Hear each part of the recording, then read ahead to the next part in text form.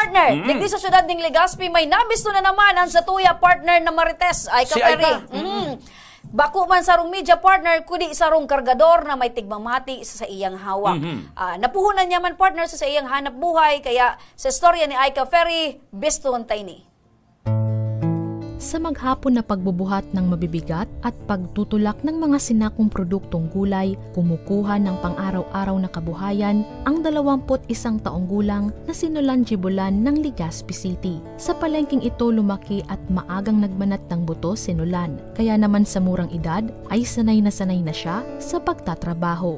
Kaakibat ng pagiging baggage boy ay kailangan din mapanatili ni Nolan na maayos ang kondisyon ng kanyang katawan. Ngunit, paano na lamang kung sa kalagitnaan ng iyong pagtatrabaho ay may di inaasahang aksidenteng mangyari sa iyo? Ito ang suliranin ngayon ni Nolan. Kwento niya, ika-5 nitong Marso nung makatama sa matulis na bagay ang kanyang ulo na siyang dahilan ng pagkasugat nito. Itong nakalagduman na signboard, tapos duro-diretso ako, tapos nakatanggo ako duman. Diretso ako nagtuwa ko, tapos tikaputang ko sa payo ko, may dugo na unabusi, tapos nagiling ko bagay yung signboard, may dugo man.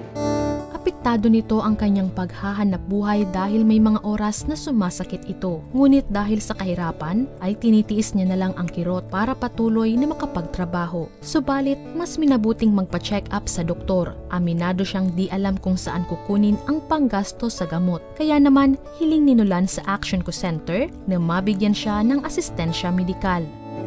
Hindi ko po kaya, parang dilin siya nagdidikman sana. Minsan lang di maka 300. Araw niya maluyahon, di pa nga ilawang 200. Ang hagad ko lang, mabakal itong mga resitang bulong para marayin sa kuyang payuta. Minsan kaya pag di na kayo, nagkukulog man. Tal pag malipot, sumangay, makulog na naman. Sa pakikipagtulungan ng aming programa sa DSWD ay agad na tinugon ang kahilingan ni Nolan. Inabot rin namin ang food packs sa kanilang bahay.